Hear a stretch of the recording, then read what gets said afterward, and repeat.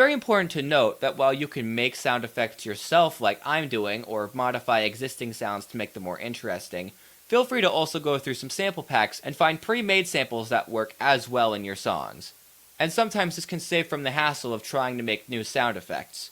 Or if you want, you can use those as a placeholder before you make the sound effects. And the last effect I'm going to go over is this little reverse sweep. This is another sweeping effect I made. This time I took the sample which was originally going down in volume, and I reversed it so it goes up in volume.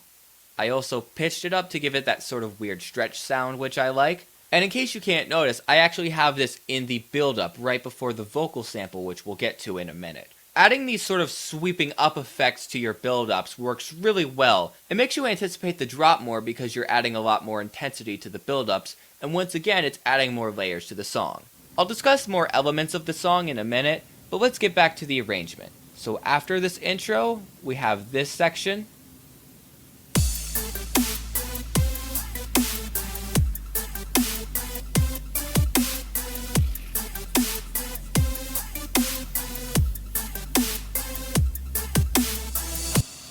And that goes on until here. And this could be described in more traditional music terms as kind of a verse.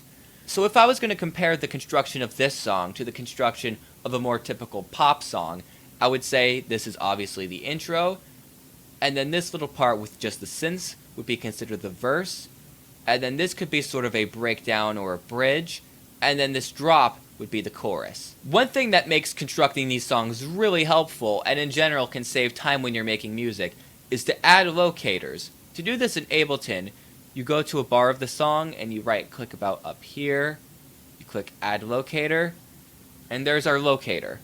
We're going to name this one intro because this is the first one, and we'll drag this all the way to the beginning. And by doing this, you can mark each part of the song. This makes it easier to construct your songs, and it also means you can jump through parts of the song and get to parts you want to fix or work on quicker without having to dig for them. So now that we've got the intro, we'll just call this the verse. Move that over. And then this part would be the breakdown / build-up. I'll just call it breakdown. Before I elaborate more on the breakdown, I'd like to discuss this one part of the verse.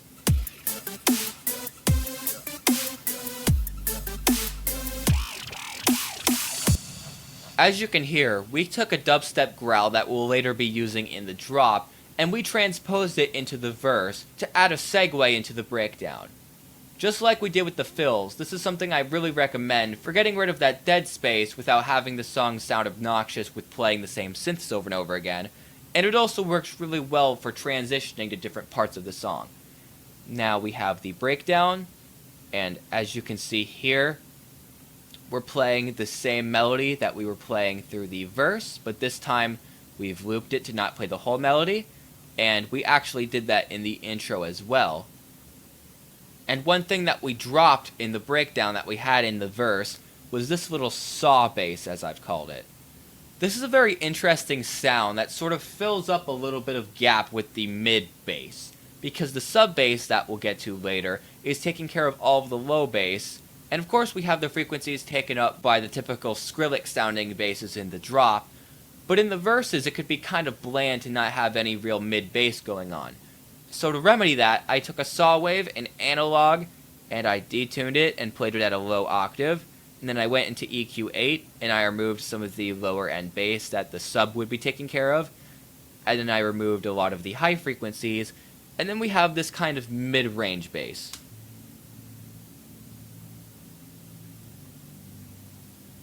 This might be a little bit hard to hear if you're watching this on laptop speakers, so you might want to get a good pair of headphones or some good studio monitors. Now usually when I'm making synths for a song of this nature, I would take multiple synths which might have kind of a similar sound, and some of them that might be completely different, and then layer each other, some of them more quiet and some of them louder.